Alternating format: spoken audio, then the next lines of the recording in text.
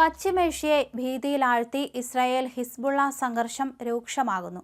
ലബനന്റെ തലസ്ഥാനമായ ബെയ്റൂത്തിലും പരിസരങ്ങളിലും തുടർച്ചയായ രണ്ടാം ദിനവും ഇസ്രായേൽ വ്യോമാക്രമണം നടത്തി. ചൊവ്വാഴ്ച വടക്കൻ ഇസ്രായേലിലേക്ക് ഹിസ്ബുള്ള 300ഓളം റോക്കറ്റുകൾ അയച്ചു. ഒരു വർഷത്തോടടുക്കുന്ന ഗസ യുദ്ധത്തിനിടയിലാണ് ലബനിലും ഇസ്രായേൽ പുതിയ പോർമുഖം തുറന്നത്. ഇസ്രായേലിന്റെ 60 കിലോമീറ്റർ ഉള്ളിലുള്ള സ്ഫോടക വസ്തുശാലയെ ലക്ഷ്യമിട്ട് തിങ്കളാഴ്ച രാത്രി ഫാദി റോക്കറ്റുകൾ അയച്ചെന്ന് ഹിസ്ബുള്ള പറഞ്ഞു.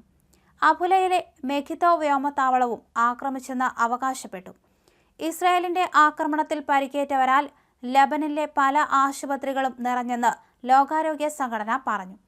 ഇസ്രായേലിലെ ഹൈഫയിലുള്ള പ്രധാന ആശുപത്രി പ്രവർത്തനങ്ങളെല്ലാം ഭൂഗർഭത്തിലേക്ക് മാറ്റി. ഹൈഫയിൽ ഹിസ്ബുള്ള റോക്കറ്റ് ആക്രമണം നടത്തിയതിനാലാണിത്. അതിനിടെ ഇസ്രായേൽ ലബനനിൽ വളരെ അപകടകരമായ ലഘുലേഖകളിട്ട് രംഗത്ത് വന്നു. ബെക്ക വാലിയിലിട്ട ലഘുലേഖയിലെ ബാർകോഡ് സ്കാൻ ചെയ്താൽ വ്യക്തികളുടെ ഫോണിലെ എല്ലാ വിവരങ്ങളും ഇസ്രായേൽ പിടിച്ചെടുക്കുമെന്നാണ് ഹിസ്ബുള്ള പറയുന്നത്. എന്നാൽ ഇതേക്കുറിച്ച് ഇസ്രായേൽ പട്ടാളം പ്രതികരിച്ചിട്ടില്ല. ഗസയിൽ ഹമാസിന് പിന്തുണ പ്രഖ്യാപിച്ച് ഇസ്രായേലിന്റെ അതിർത്തിയിലേക്ക് ഒരു വർഷമായി റോക്കറ്റ് അയക്കുകയാണ് ഹിസ്ബുള്ള. ഇസ്രായേൽ പ്രത്യാക്രമണവും നടത്തിയിരുന്നു.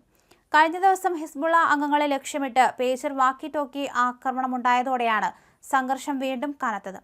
ലബനിലെ ഇസ്രായേൽ വ്യോമാക്രമണം കനത്ത പ്രത്യാഘാതം ഉണ്ടാക്കുമെന്ന് ഇറാൻ പ്രഖ്യാപിച്ചിട്ടുണ്ട്. ലക്ഷ്യം നേടും വരെ ആക്രമണം തുടരുമെന്ന് ഇസ്രായേൽ വ്യക്തമാക്കിയതോടെ പശ്ചിമേഷ്യ പൂർണ്ണമായും യുദ്ധത്തിന്റെ വക്കിലാണ്. 1982-ലേതുപോലെ ലബനിലേക്ക് കരവഴി ഇസ്രായേലി സൈനിക നീക്കം ഉണ്ടായാൽ പൂർണ്ണ യുദ്ധത്തിലേക്ക് പശ്ചിമേഷ്യ വഴിമാറും.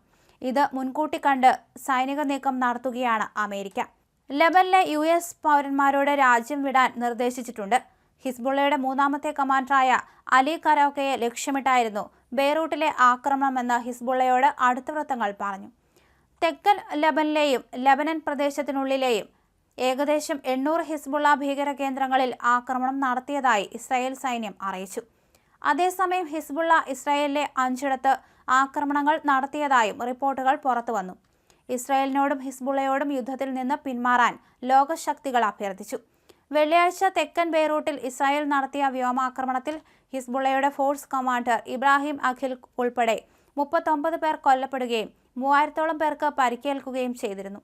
അതേസമയം ഹിസ്ബുള്ളയുമായി ബന്ധമുള്ള സ്ഥലങ്ങളിൽ നിന്ന് ജനങ്ങൾ ഒഴിഞ്ഞു പോകണമെന്ന് ഇസ്രായേൽ സൈനിക വക്താവ് rear admiral Daniel Hagari Lebanon ജനതയോട് ആവശ്യപ്പെട്ടു. ലബനിലുടനീളം വ്യാപിച്ചു കിടക്കുന്ന ഹിസ്ബുള്ള ഭീകര കേന്ദ്രങ്ങൾക്കെതിരെ ഇസ്രായേൽ സൈന്യം വരും ദിവസങ്ങളിൽ ആക്രമണം വർദ്ധിപ്പിക്കുമെന്നും ഹഗാരി പറഞ്ഞു. ഇതോടെ പശ്ചിമേഷ്യ വീണ്ടും യുദ്ധത്തിലേക്ക് നീങ്ങുന്നുവെന്ന ആശങ്ക ശക്തമാണ്. ഹിസ്ബുള്ളയുടെ ആക്രമണങ്ങളിലെ മുൻനിരക്കാരെ നേരത്തെ തന്നെ ഇസ്രായേൽ വധിച്ചിരുന്നു.